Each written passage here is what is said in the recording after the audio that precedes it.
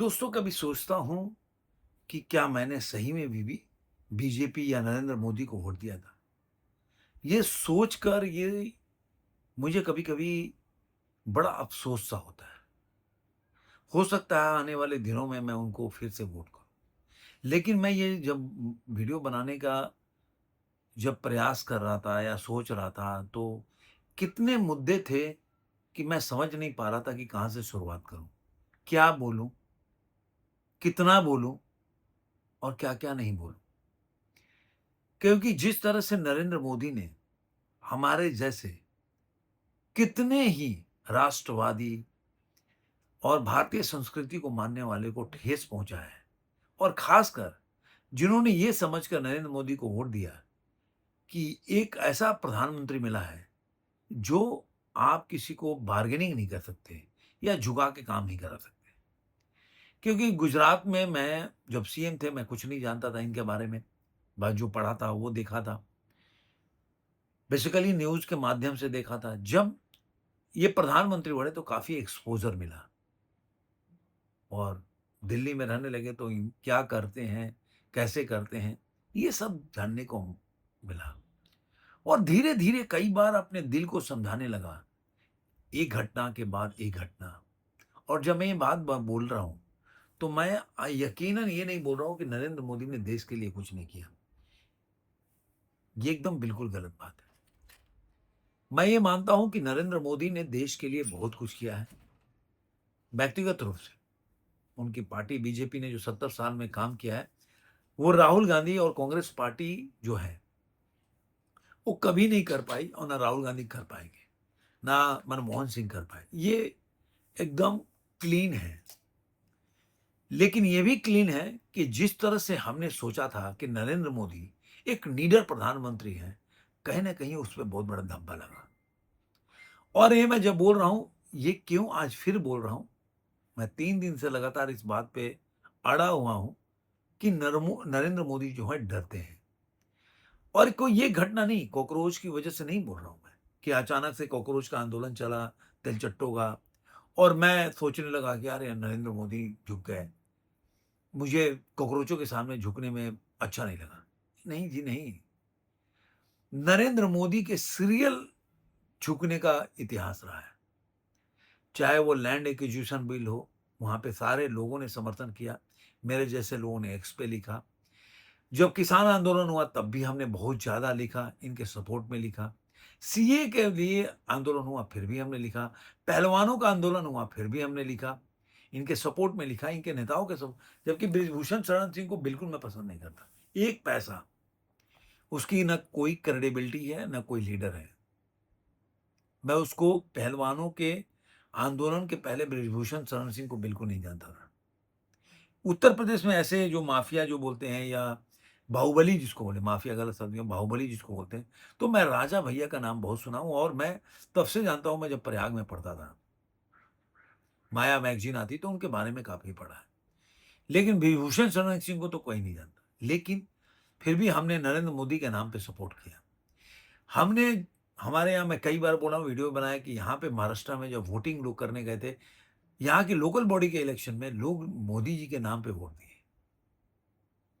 लेकिन ये हमेशा से एक दिमाग में उस समय बहुत गुस्सा आता था, किसान आंदोलन। फिर हमने छोड़ो, जाने दो, कोई मजबूरी रही होगी।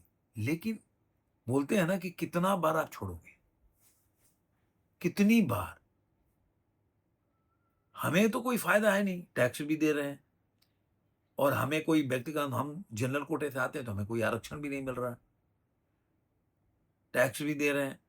फिर हमारे घर से कोई ऐसा भी नहीं कोई नेता है, ना मैं बीजेपी का कार्यकर्ता हूँ। हाँ, कभी पहले एक बार मिस्ड कॉल का उन्होंने चलाया था, तो ऐसे मिस्ड कॉल मार दिया होगा। भाई, उनकी पार्टी एक लेवल पे जाए उसके लिए मारा। कोई ना मैं कोई कार्यकर्ता हूँ ना कुछ। अब उसको आप कार्यकर्ता मान लो या कुछ मान लो, वो आपके ऊपर डिपेंड करता है। लेकिन वैसा है नहीं। तो फिर सवाल ये उठता है कि अचानक से, मैं बोला ना कि अचानक से कॉकरोचों की वजह से मैं विरोधी नहीं हो गया। आप सोचो कि मैंने आपको सीरियल बताया, जहांगीरपुरी में राइट्स हुआ, इनके नाक के नीचे। ऐसा नहीं बोलता कि राइट्स होता नहीं है।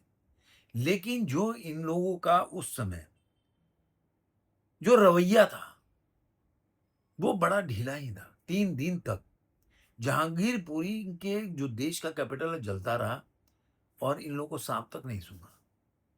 शाहीन बाग 1 साल तक बंद रहा। रास्ते 5 रास्ते जो दिल्ली को जो बाहर बाहर से लोग आते हैं, वो रास्ते हैं, सड़कें हैं, हाईवेज हैं, वो बंद रहा 1 साल तक। लाल किले से तिरंगा उतारा गया, फिर भी हमने बोला। लेकिन कहीं ना कहीं तो आपको नो मीन्स नो बोलना पड़ेगा, यानी एनफ इज एनफ। अभी आज की खबर है, अभी तो देखिए संसद में बिल पेश हुआ है। वो तो देखिए मैं तो उस बिल से अभी भी सहमत नहीं हूं। पेपर लीक पहले भी होता था, आज भी होते हैं। पहले ज्यादा होता था, आज कम होते हैं, मैं ये भी मानता हूं। लेकिन जिस तरह से नरेंद्र मोदी ने घुटने टेक दिए चंद 200 कॉकरोचों के सामने, और जिन्होंने एक बहुत बड़ा आंदोलन बना दिया चंद 200 जो कॉकरोच थे उनको, इससे मैं खफा हूं। अब नरेंद्र मोदी ने एक रास्ता खोल दिया कि हर कोई आदमी अपनी बात मनवाने के लिए जंतर मंतर या पार्लियामेंट पे मार्च करेगा और अपनी बात को मनवा सकता है। यही पार्लियामेंट पे साधुओं ने एक टाइम पे कूच किया था और गोली चलवाया इंदिरा गांधी ने। और आप जानते हैं कि आज भी बीजेपी वाले जिक्र करते हैं कितने साधुओं का जान चली गई। मैं ये मानता हूं कि गलत है, गोली नहीं चलाना चाहिए था साधुओं के ऊपर, लेकिन कहीं ना कहीं तो आपको अपना सत्ता का दबंगई तो दिखाना पड़ेगा।